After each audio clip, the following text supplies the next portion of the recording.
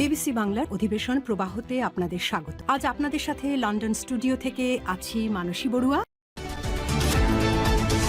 বাংলাদেশের সর্বশেষ গুরুত্বপূর্ণ আপডেট সংবাদে আপনাকে স্বাগত। শুরুতেই সংবাদ শিরোনাম, পরে বিস্তারিত। প্রথমেই জানাবো, স্বাধীনতা এবং সার্বভৌমত্ব নিয়ে কোনো আপোষ হবে না বললেন জামাতের আমির। বিরোধী দলীয় নেতা ও জামাত ইসলামের আমির ডাক্তার শফিকুর রহমান বলেছেন যে স্বাধীনতা এবং সার্বভৌমত্বর ব্যাপারে কোনো আপোষ হবে না। 1 ইঞ্চি জায়গা কেন, একটি বালুর কণা পর্যন্ত কাউকে পা রাখতে দেব না। আমরা বিজিবির পাশাপাশি সবাই বিজিবির হয়ে দেশ পাহারা দেব।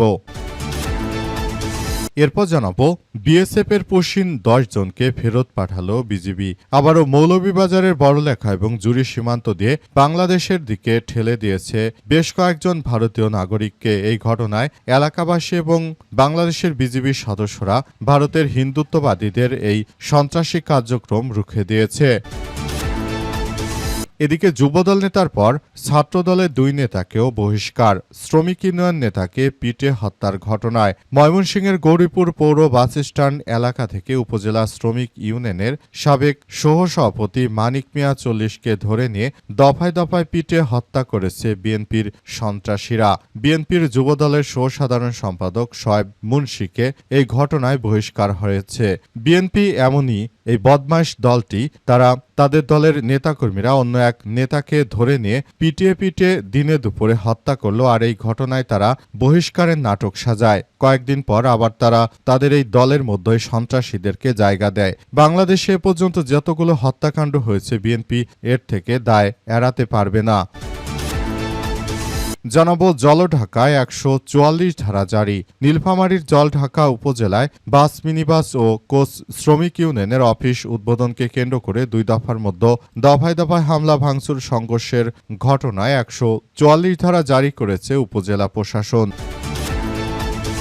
এবং সর্বশেষ জানাবো, খামিনির পাশেই দাফন করা হবে পরিবারের আরও 4 সদস্যকে। ইরানের সাবেক সর্বোচ্চ ধর্মী নেতা আয়াতুল্লাহ আলী খামিনির রাষ্ট্রীয় জানাজা ও দাফন অনুষ্ঠানে তার পরিবারের কয়েকজন সদস্যকেও একই সঙ্গে দাফন করা হবে। পাশে রয়েছে ইরানের সর্বোচ্চ ধর্মী নেতা আয়াতুল্লাহ আলী খামিনির নাতনি, 13 মাস বয়সী।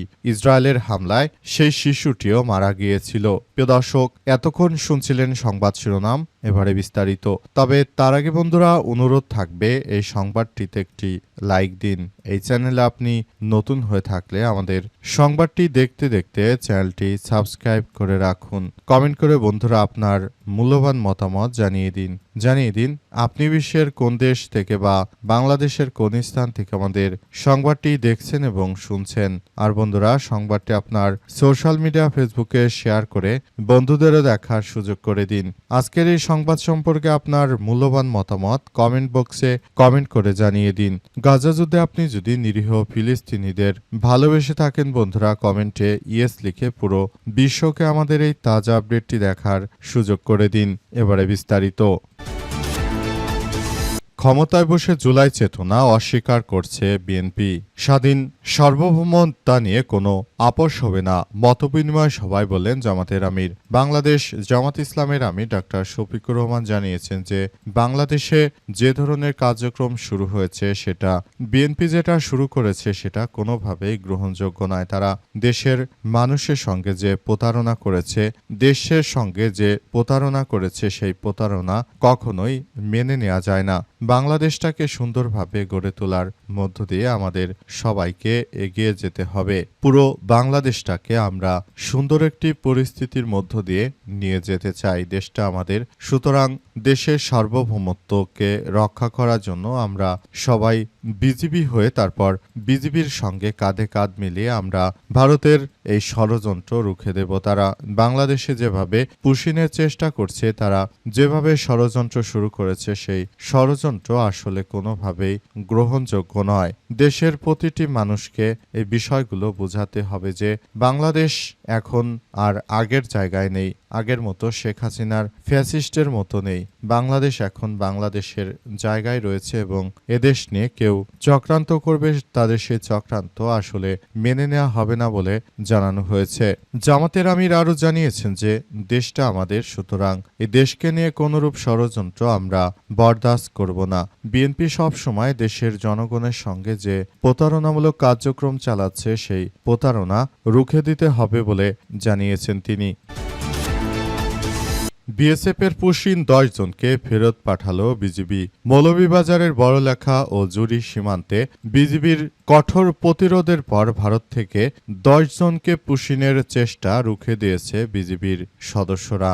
বিএসএফের সদস্যরা তারা মূলত এই সন্ত্রাসীরা এসব সীমানা এলাকা দিয়ে বাংলাদেশের অভ্যন্তরে এই ভারতীয় নাগরিকদের ঠেলে পাঠানোর অপচেষ্টা করেছিল, কিন্তু তাদের সেই অপচেষ্টাকে পুরোদমে রুখে দিয়েছে বাংলাদেশের বিজিবির সদস্যরা।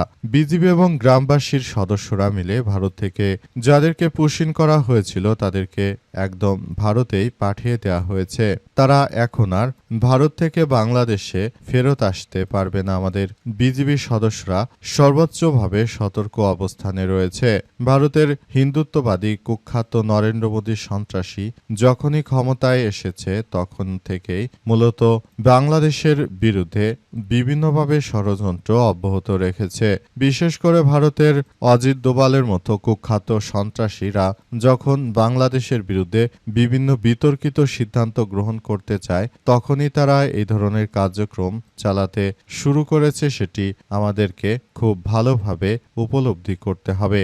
ভারতের এই কুখ্যাত নরেন্দ্র মোদী নরপিচার সন্ত্রাসী ক্ষমতা আসার পর থেকেই বাংলাদেশের এই সীমানাগুলো অনিরাপদ করে রেখেছে। বিশেষ করে পশ্চিমবঙ্গের সঙ্গে ভারতের যে বর্ডার রয়েছে সেই সব বর্ডার দিয়ে তারা প্রতিদিনই কিছু কিছু মানুষকে বাংলাদেশে তারা ফেরত পাঠাতে চাইছে।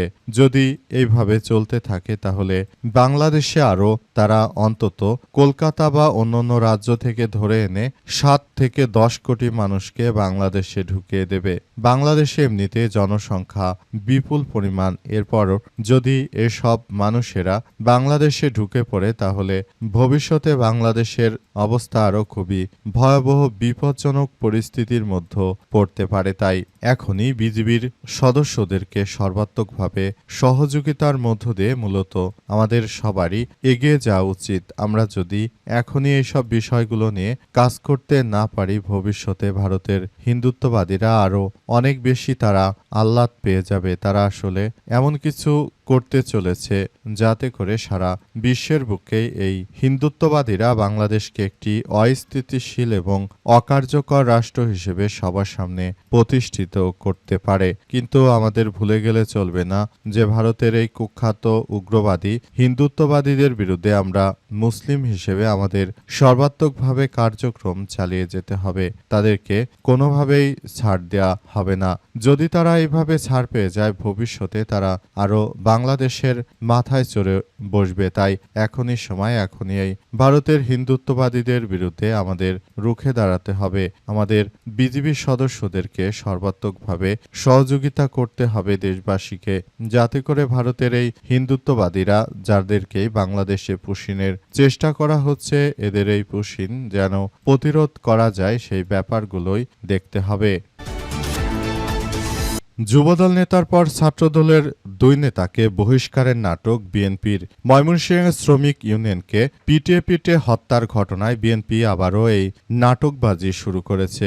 ময়মনসিংহের গৌরীপুর পৌর বাস স্ট্যান্ড এলাকা থেকে উপজেলা শ্রমিক ইউনিয়নের সাবেক সভাপতি মানিক মিয়া 40কে নিয়ে দফায় দফায় পিটিয়ে হত্যা করেছে বিএনপির সন্ত্রাসীরা। এই ঘটনায় বিএনপির যুবদলের সন্ত্রাসী শোয়েব মুন্সি, আল ইমরান ও রিফাত হাসানকে বহিষ্কারের নাটক সাজিয়েছে বিএনপি।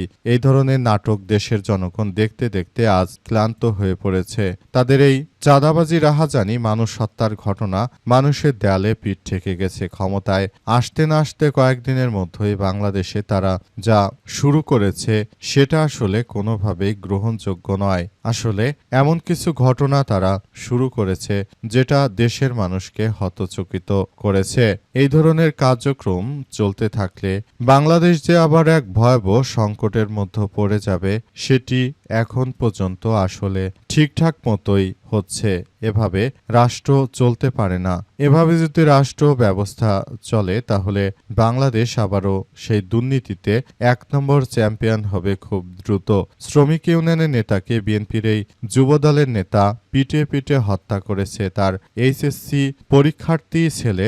এই ঘটনায় নিজের বাবার লাশ কবরে রেখে চোখ মুছতে মুছতে তিনি পরীক্ষা দিতে গেছেন।